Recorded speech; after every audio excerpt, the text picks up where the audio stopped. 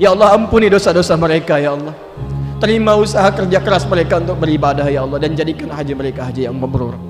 Allahumma taqabbal minna qurbanana bil udhiyatina ya Allah ya arhamar rahim. Taqabbal minna qurbanana ya Allah bi udhiyatina ya arhamar rahim. Ya Allah, jika ada yang ingin mendekat kepadamu lewat hewan kurban, maka mohon terima kurban mereka ya Allah, dan jadikan dengan hewan itu merubah diri mereka lebih dekat kepadamu ya arhamar rahimin. Tanamkan jiwa takwa dalam mereka dan jauhkan mereka dari pengaruh nafsu.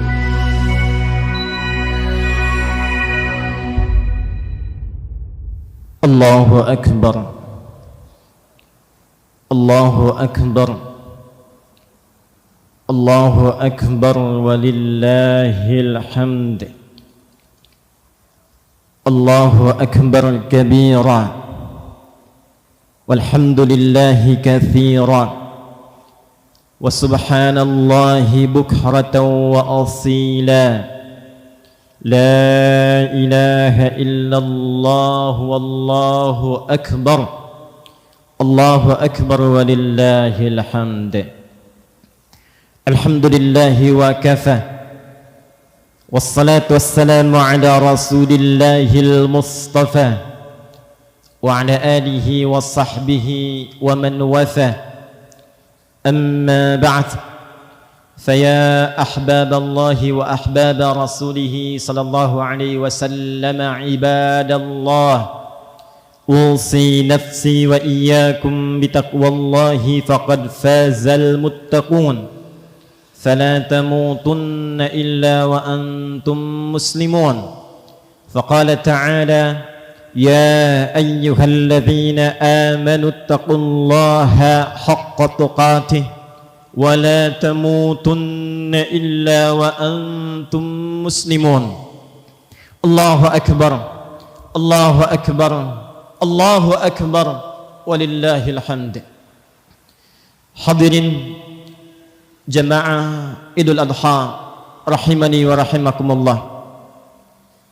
Hari ini tepat setelah 9 hari kita berjuang di permulaan awal Dzulhijjah untuk mendapatkan cinta dan perhatian Allah Subhanahu wa taala, seperti diisyaratkan oleh Nabi sallallahu alaihi wasallam dan dikutip kemudian sabda Nabi ini oleh Ibnu Abbas radhiyallahu taala anhuma, lalu ditampilkan oleh Al-Imam Al-Bukhari dalam kitab sahih beliau rahimahullah di babul Kitabul Aidaini di nomor hadis 969, qala Rasulullah sallallahu alaihi wasallam, ma min ayyamin al-amalu salihu fihinna ahabbu ila Allah min hadhihi al-ayyamil 'ashri.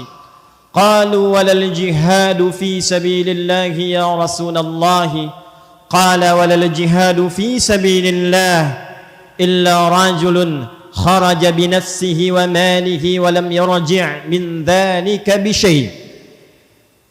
Kata Nabi, tidak akan ditemukan dalam perputaran hari selama setahun saat amal saleh dikerjakan di hari itu nilainya lebih tinggi di sisi Allah dan naik statusnya menjadi dicintai oleh Allah Subhanahu wa taala.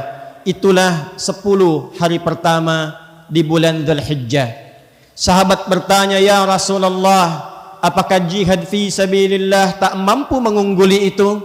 Jawab Nabi, bahkan jihad fi sabilillah pun tak mampu mengungguli keutamaan di 10 hari pertama awal Dzulhijjah itu, kecuali seorang pejuang yang berjuang dengan jiwa dan hartanya sampai ia wafat kembali kepada Allah Subhanahu wa taala. Hadirin sekalian, hari ini adalah tepat puncak hari perjuangan itu di hari ke-10 di bulan Dzulhijjah di tahun 1443 Hijrah, yang disebut hari ke-10 ini dengan Idul Adha, disebut pula dengan Idul Qurban. Id dalam bahasa Arab berarti kembali, kembali ke asal mula. Tempatnya disebut dengan ma'ad, waktunya disebut dengan mi'ad. Satu saat kita akan kembali kepada Allah Subhanahu wa taala, sang pencipta kita. Innal ladzi farada 'alaikal qur'ana laradduka ila ma'ad. Sungguh yang telah memfardukan kepada engkau Muhammad sallallahu alaihi wasallam dan sampaikan, viralkan kepada seluruh umatmu yang telah memfardukan kepadamu seluruh ketentuan dalam berkehidupan dalam Al-Quran itu, kelak pasti akan mewafatkanmu dan mengembalikan engkau ke tempat kembali. Ma'ad, tempat kembali. Waktunya disebut dengan mi'ad. Innallaha la yukhliful mi'ad. Sungguh Allah tidak akan pernah menyalahi janjinya. Setiap kita pasti akan wafat dan kembali kepada Allah Subhanahu wa taala. Saat kembali itu disebut dengan Id.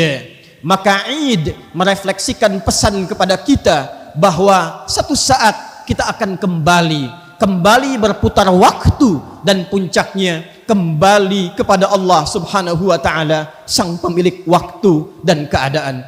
Tapi apakah setiap hamba yang akan kembali kepada Allah mendapatkan suasana pengembalian yang diridhai oleh Allah? Apakah setiap hamba yang akan wafat dan berpulang kepada Allah memiliki bekal yang cukup untuk mendapatkan rahmat Allah? Apakah setiap hamba yang akan berpulang kepada Allah sudah pasti diampuni oleh Allah? Apakah setiap hamba yang akan meninggal dan berpulang kepada Allah akan disambut dengan kalimat, Ya ayyatuhan nafsul mutmainnah, irji'i ila rabbiki radiyatan maradiyah, fadkhuli fi ibadi, wadkhuli jannati. Apakah setiap hamba yang akan berpulang akan pulang dalam keadaan husnul khatimah? Allahu akbar, Allahu akbar, Allahu akbar walillahil hamd. Sebelum kita menjawabnya hadirin, maka Allah sudah lebih dulu menginginkan setiap hamba yang berpulang memiliki kedekatan dengan Allah Subhanahu wa taala. Setiap hamba yang berpulang mesti mendapatkan rahmat Allah Subhanahu wa taala. Setiap hamba yang berpulang mesti mendapatkan ampunan Allah Subhanahu wa taala. Kedekatan yang berlebih dalam bahasa Arab disebut dengan qurban, dari asal kata kerja qaruba yang berarti sesuatu yang dekat. Qurban bentuk superlatif dari kata qaruba yang berarti menjadi semakin mendekat.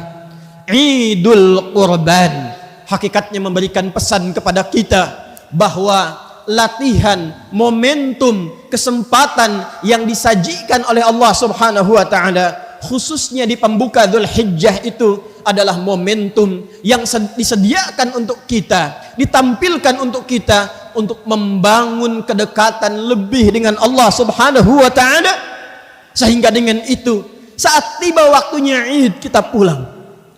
Bukan hanya hadir kembali ke hari raya ini, bukan hanya mengembalikan kita pada momentum salat 2 rakaat dan duduk mendengarkan khutbah, tapi pesan jauhnya saat tiba waktunya kita untuk pulang, maka kurban, keadaan kita telah lebih dekat dengan Allah Subhanahu wa taala. Allahu akbar, Allahu akbar, Allahu akbar walillahil hamd. Hadirin, untuk melahirkan sifat kurban yang berkualitas itu, maka Allah memberikan kesempatan pada setiap hamba untuk menempuh 3 jalan yang berbeda jalannya tapi serupa esensinya.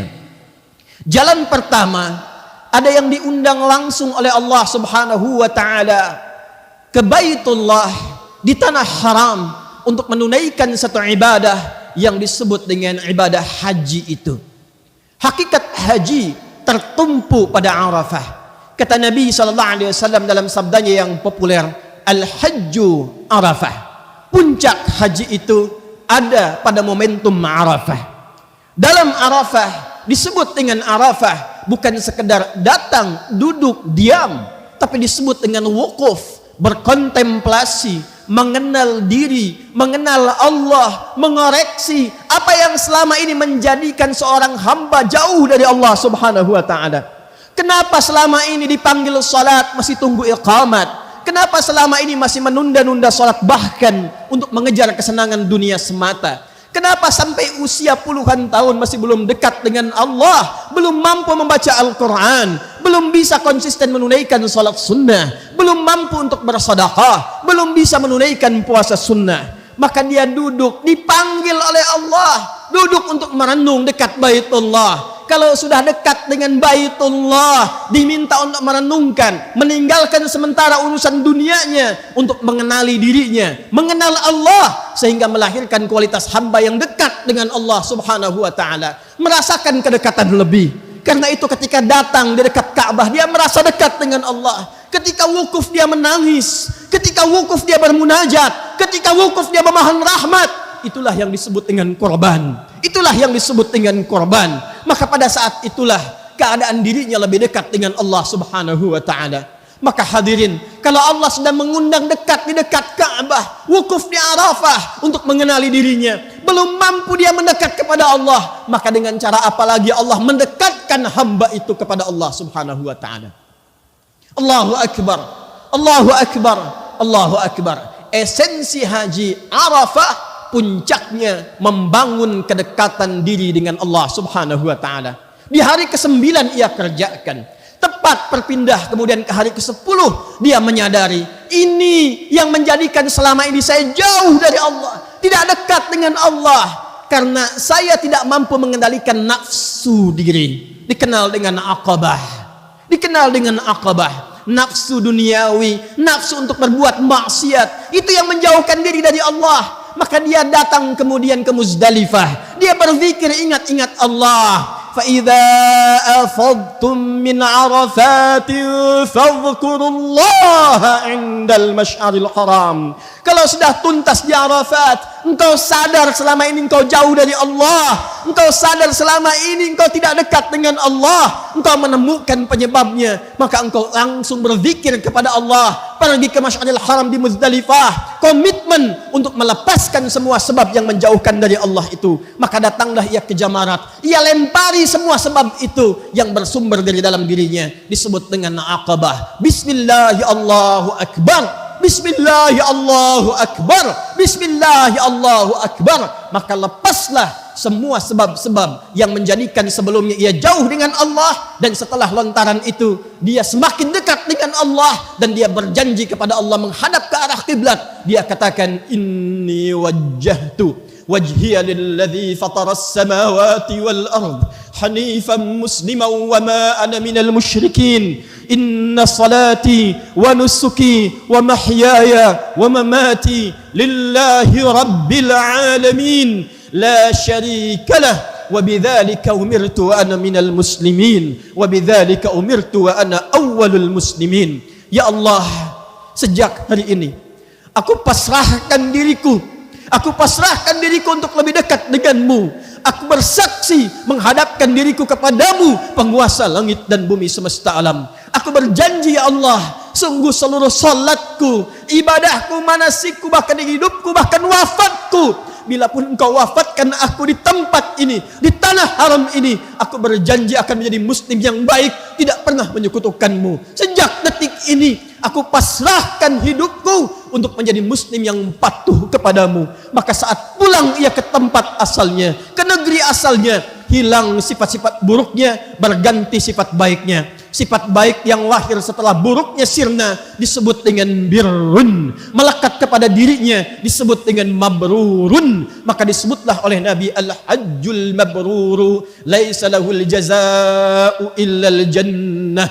Haji yang bisa merubah pelakunya menjadi lebih baik, lebih dekat dengan Allah, dan mempertahankan itu sampai ia wafat, maka tidak ada pahala yang setimpal, balasan yang serupa pada dirinya, kecuali Allah siapkan surga untuknya dan dipanggil dengan panggilan yang indah di akhir hidupnya. Allahu Akbar, Allahu Akbar, Allahu Akbar, walillahil hamd.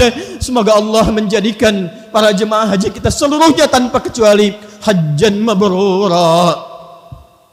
Hadirin yang kedua, Allah memahami, Allah mengerti ada sebagian hamba yang belum mampu atau bahkan belum mendapati kesempatan untuk mendapatkan bagian yang pertama tadi, berangkat menunaikan haji.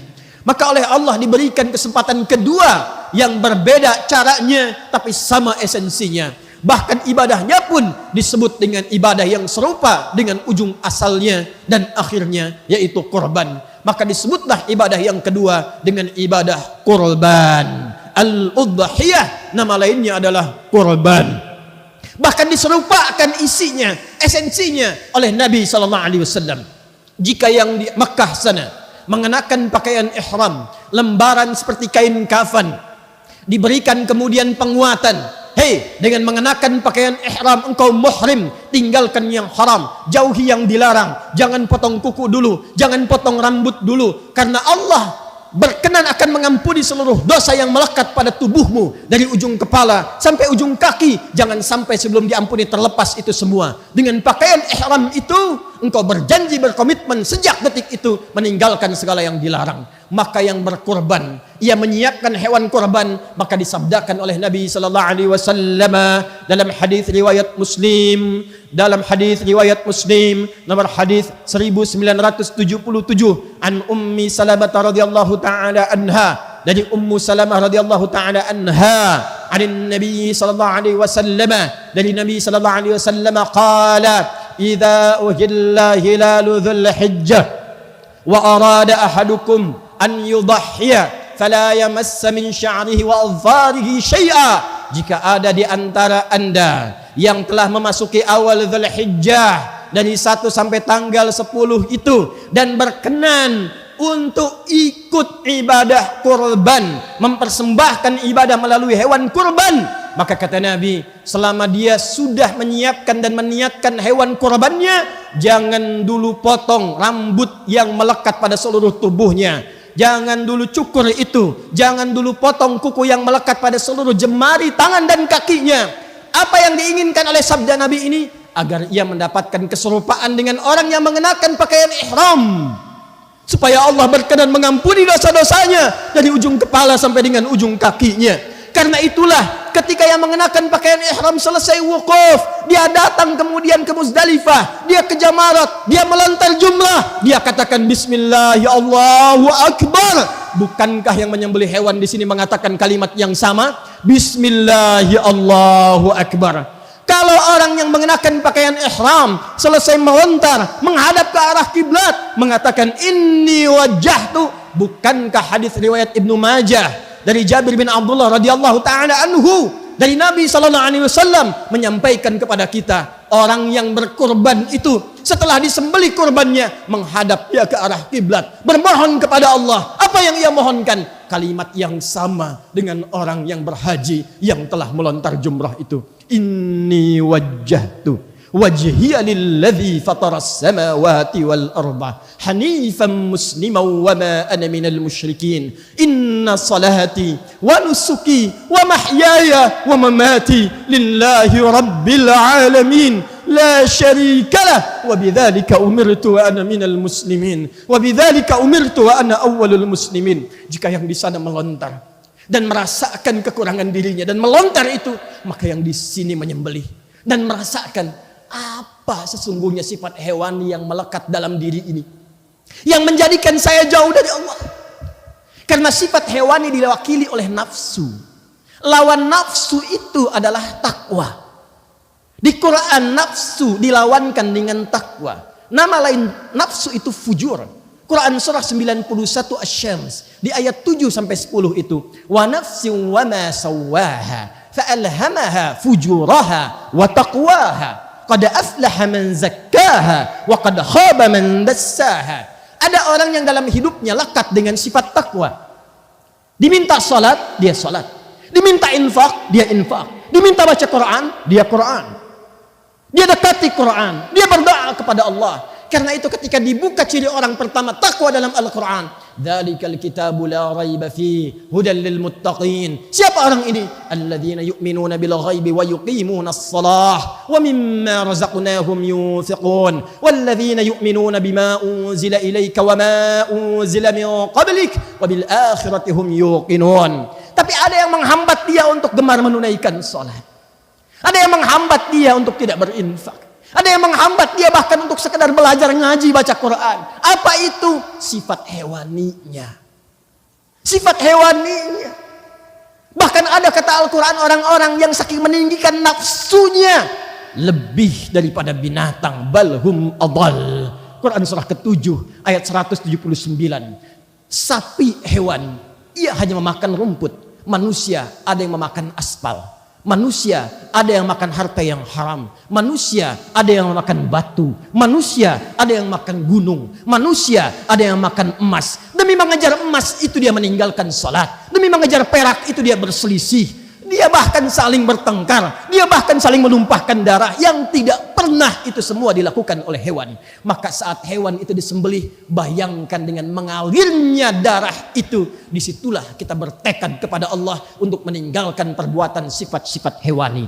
Jika yang berhaji mendapatkan takwa, maka yang berkurban lewat hewan pun disamakan dengan Allah dengan penerimaan takwanya. Quran surah kedua Al-Baqarah ayat 197 untuk yang berhaji. Wa tazawwadu fa inna khairaz zadi taqwa. Hei yang berangkat haji, berbekal yang aku terima dari bekal kalian adalah takwanya. Itu yang terbaik. Yang berkurban dengan hewan, Quran surah ke-22 ditempatkan di surah Haji, surah Al-Hajj di ayat yang ke-37. La yanalallaha luhumuha wala dima'uha walakin yanaluhu taqwa minkum. Allah tidak butuh, tidak menerima, bukan yang sampai kepada Allah dagingnya, bukan darahnya, tapi takwa kalian. Ketika nafsunya disembelih, takwanya muncul. Ketika nafsunya di sana dilempar, takwanya muncul. Maka berpeluang yang di sana mabrur, yang di sini mabrur. Allahu akbar, Allahu akbar, Allahu akbar. Hadirin, sebagai penutup yang ketiga. Ya Allah, saya belum terpanggil haji. Saya belum punya kemampuan berkurban lewat hewan. Apa yang bisa mampu saya lakukan? Faqala Rasulullah sallallahu alaihi wasallam, maka Nabi sallallahu alaihi wasallam langsung bersabda dan diriwayatkan oleh Al-Imam Muslim rahimahullahu taala, qala Rasulullah sallallahu alaihi wasallam, siyamu yaumi arafata anni ahtasibu 'ala Allah an yukaffira sanatal madiyata wal baqiyah. Bila ada yang belum berhaji, belum mampu berkurban, maka kata Nabi, tunaikan puasa. Tunaikan puasa. Bukankah wukuf hari ke-9? Bukankah yang tidak wukuf pun puasa di hari ke-9? Perhatikan cara memahaminya. Yaumul Arafah, yang di sana wukuf di hari ke-9, yang belum sempat wukuf puasa di hari ke-9. Cara menunaikan puasanya, siyamu yaumi arafata. Maka saat engkau berpuasa itu, ikuti cara mendekat kepada Allah seperti orang wukuf di Arafah. Itu maksudnya. Bukan hanya menahan lapar dan haus, bukan hanya menahan syahwat, tapi saat puasa di hari ke-9 itu seperti orang wukuf mengoreksi diri, introspeksi, muhasabah. Maka kita pun yang di sini yang tidak berangkat menunaikan haji, maka introspeksi diri di hari ke-9 itu. Kita merenung, apa yang selama ini menjadikan saya salah sehingga tak mampu dekat dengan Allah? Apa yang menjadikan selama ini saya jauh dari Allah? Orang sebelum azan sudah siap-siap ke masjid. Saya bahkan tempat dekat dengan masjid, azan sudah selesai, waktu sholat akan berganti, belum ada sentuhan kepada jiwa. Apa yang salah? Anak kecil 3-4 tahun hafal Quran. Ada yang matanya bahkan tidak mampu melihat. Saya diberikan oleh Allah 30 tahun, 40 tahun, 50 tahun, 70 tahun. Bahkan untuk sekedar baca Quran pun belum punya waktu. Apa yang salah? Kata Allah, merenung engkau. Kata Nabi, tunaikan puasa dan renungi itu. Sejenak berkontemplasi. Mungkin dengan puasa akan lebih tenang. Mungkin dengan puasa akan lebih khusyuk. Kalau mampu melakukan itu dan tobat dia, sadar ia, merenung dia, dan terjadi kedekatan hubungan dengan Allah Subhanahu wa taala saat dia meminta ampun kepada Allah. Kata Nabi, diampuni dosa yang telah berlalu minimal setahun ke belakang itu, dan dijaga dia tidak berbuat dosa lagi setelah itu. Bagi orang yang haji takwa, orang yang kurban lewat hewan disebut dengan takwa, dan orang yang berpuasa pun ujungnya adalah takwa. Bukankah ayat tentang puasa ditutup dengan kalimat takwa? Kama kutiba 'alal ladzina min qablikum la'allakum tattaqun. Allahu akbar, Allahu akbar, Allahu akbar. Hadirin, Tinggal kini kita harus mampu menempatkan diri kita di mana kita diinginkan oleh Allah dan Rasulullah SAW. Apakah berhaji? Apakah kurban lewat hewan? Ataukah dengan kemarin kita berpuasa? Atau ada saudara kita yang hari ini berpuasa? Maka buktikan dengan semua itu kita berhasil dengan pilihan itu dan menjadi lebih dekat dengan Allah Subhanahu wa taala. Jangan sampai mengorbankan hewan tapi tak mampu berkorban dekat dengan Allah Subhanahu wa taala. Saat nanti hewannya disembelih, menghadaplah ke kiblat. Duduk tenang, berdoa kepada Allah, mohon ampun. Saat ini kita bertakbir, yang berhaji kita doakan juga mabrur, tapi Allah menginginkan semua mendapatkan mabrur yang sama, baik yang haji ataupun yang tidak berangkat haji dengan amal yang telah diutarakan tadi. Ingat, Idul Korban bukan sekedar mengembalikan kita dekat dengan Allah, tapi menyadarkan kita, hei, kamu itu satu saat akan pulang kepadaku. Engkau akan meninggal, kata Allah. Engkau akan wafat.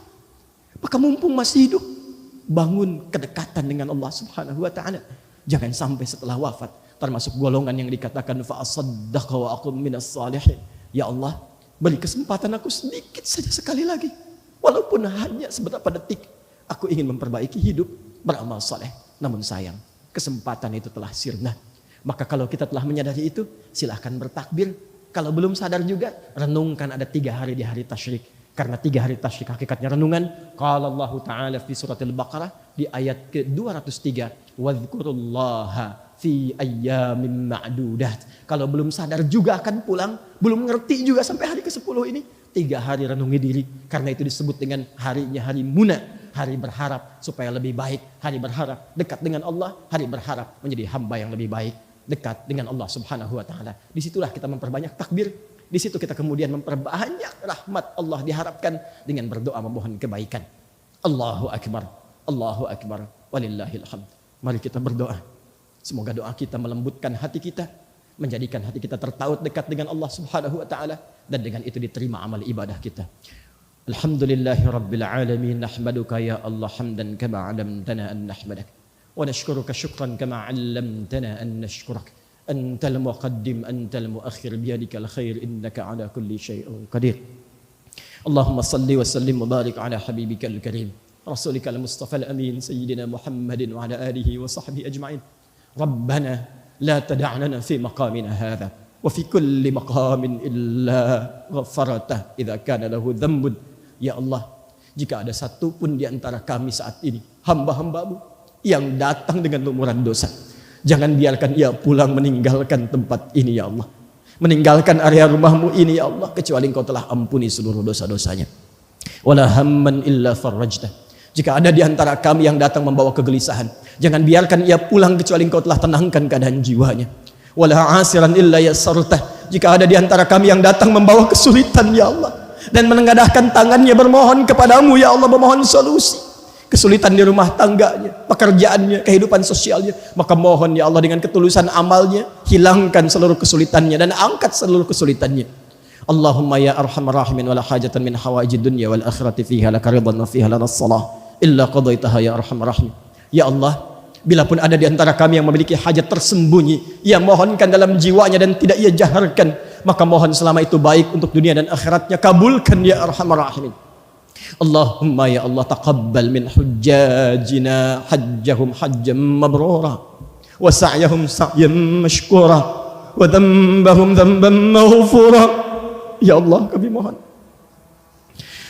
ya Allah, mohon ya Allah, terimalah seluruh amal saleh para jemaah haji dari manapun yang datang berhaji di tahun ini dan tahun-tahun sebelumnya. Ya Allah, ampuni dosa-dosa mereka ya Allah. Terima usaha kerja keras mereka untuk beribadah ya Allah, dan jadikan haji mereka haji yang mabrur. Allahumma taqabbal minna qurbanana bil udhiyatina ya Allah ya arhamar rahim. Taqabbal minna qurbanana ya Allah bi udhiyatina ya arhamar rahim. Ya Allah, jika ada yang ingin mendekat kepadamu lewat hewan kurban, maka mohon terima kurban mereka ya Allah, dan jadikan dengan hewan itu merubah diri mereka lebih dekat kepadamu ya arhamar rahim. Tanamkan jiwa takwa dalam mereka dan jauhkan mereka dari pengaruh nafsunya. Allahumma ya arhamar rahimin, taqabbal minna siyamana siyama yaumi arafah ya arhamar rahimin. Bila pun ada yang mendekat kepadamu dengan puasa Arafah dan perenungan itu, maka mohon ya Allah, terima siam mereka ya Allah. Dan jadikan puasa yang mereka tunaikan mampu merubah diri kami lebih baik dekat denganmu ya arhamar rahimin. Allahumma iza kana hunalika baqiyata ayyamina faj'al baqiyata ayyamina hayatan thayyibah. Ya Allah, jika memang takdir hidup kami Engkau berikan kesempatan lebih baik untuk menjalani sisa hidup kami, maka mohon jadikan sisa hidup kami lebih baik daripada sebelumnya, sesuai dengan apa yang Engkau inginkan ya arhamar rahimin, kama tuhibbu wa tarda. Wa idza kana hadzal yaum min akhir ayyamina faj'al akhir yaumina husnal khatimah. Ya Allah, jika memang hari ini kami mesti kembali kepadamu, wafat kembali, maka mohon jadikan akhir wafat kami husnul khatimah. Tawaffana muslimin biqaulina la ilaha illallah Muhammadur Rasulullah wa qaulika ya ayyatuhan nafsul mutmainnah irji'i ila rabbika radiyatan radiyah fadkhuli fi ibadi wadkhuli jannati. Ya Allah, jika kalah kami masuk dalam sakaratul maut kami, maka ringankan lisan kami untuk mengucap kalimat la ilaha illallah Muhammadur Rasulullah. Dan mohon ringankan sakaratul maut kami dengan jawabanmu yang indah. Hei jiwa-jiwa yang tenang, ya ayyatuhan nafsul mutmainnah irji'i ila rabbika radiyatan maradiyah. Cepat pulang kepada Rabbmu, aku ridha dengan amalmu, engkau pun akan ridha dengan pemberianku. Fadkhuli fi ibadi wadkhuli jannati. Masuk dalam golongan hamba-Ku, aku siapkan surga untukmu. Allahumma ighfir lana kal aba idza kana hunalika ba'dul ma'asi min azwajina wa dhurriyyatina bisababina. Ya Allah, ampuni kami dosa para ayah ya Allah. Jika memang istri kami, anak-anak kami bermaksiat karena kami ya Allah. Waghfir lana ummahat idza kana hunalika min azwajina wa dhurriyyatina 'amilul ma'siyah bisababina. Dan ampuni dosa para ibu, para istri jika memang suami mereka, ayah-ayah dan anak-anak bermaksiat karena ibunya ya Allah. Waghfir lana kal aulad wa dhurriyyah idza kana hunalika al aba ibta'adu anka bisababina ya Allah. Dan ampuni kami dosa para anak jika memang orang tua kami jauh darimu karena sebab kami ya Allah. Allahumma alhiqna ma'al ladzina an'amta 'alaihim minan nabiyyin was-siddiqin wasyuhada'i was-salihin wa hasuna ulaika rafiqa. Ya Allah, kumpulkan kami kembali di surga bersama Rasulullah sallallahu alaihi wasallam. Orang-orang saleh, para syuhada dengan keluarga besar kami, dengan tetangga-tetangga kami, dengan teman-teman kami, dengan kerabat-kerabat kami, di komplek kami ya Allah, di tempat kami, di bangsa kami, di negeri kami. Allahumma hafadh Indonesia waj'alha baldatan tayyibatan wa tardah. Ya Allah, mohon jaga negeri ini Indonesia ya Allah. Jauhkan dari perpecahan ya Allah. Satukan kami ya Allah. Jauhkan kami dari perselisihan ya Allah. Berikan bimbingan kepada para pemimpin kami agar bersikap adil dalam kepemimpinannya dan lindungi mereka dari keburukan ya Allah. Allahumma hafadh ulama'ana waj'alhum mukhlasin lakad-din. Dan mohon jaga para ulama kami ya Allah. Jauhkan mereka dari perselisihan, ikhlaskan hati mereka. Berikan bimbingan mereka supaya lebih taat kepadamu ya Allah. Rabbana atina fid dunya hasanah wa fil akhirati hasanatan wa qina adzabannar. Ya Allah, anugerahkan segala kebaikan yang mampu kami dapati di dunia ini dan kemuliaan di akhirat yang mampu kami raih. Dan kami tidak sanggup ya Allah mendengar kata neraka, maka mohon lindungi kami dari ancaman neraka. Bifadlika subhana rabbika rabbil izzati amma yasifun wassalamun alal mursalin subhanakallahumma wa bihamdika nasyhadu an la ilaha illa anta nastaghfiruka wa natubu ilaik wa akhiru da'wana alhamdulillahi rabbil alamin. Hadirin sekalian, demikian khutbah Idul Adha yang disampaikan. Saya mengajak kepada seluruhnya untuk lebih mendekatkan diri kepada Allah, bangun persatuan, harmoni, cintai saudara-saudari kita. Sekalipun ada perbedaan menunaikan Idul Adha, perbedaan itu jadikan untuk saling mencintai dan mendekatkan diri kepada Allah. Jangan saling mencela, jangan saling mengguguli, dan jadikan itu sebagai momentum untuk saling melangkur dan mencintai. Barakallahu li wa lakum fil Qur'anil azim wa nafa'ani wa iyyakum bima fihi minal ayati wa dzikril hakim wa taqabbala minni wa minkum tilawatahu innahu huwas samiul azim innahu huwas samiul alim innahu huwas samiur rahim. Assalamualaikum warahmatullahi wabarakatuh.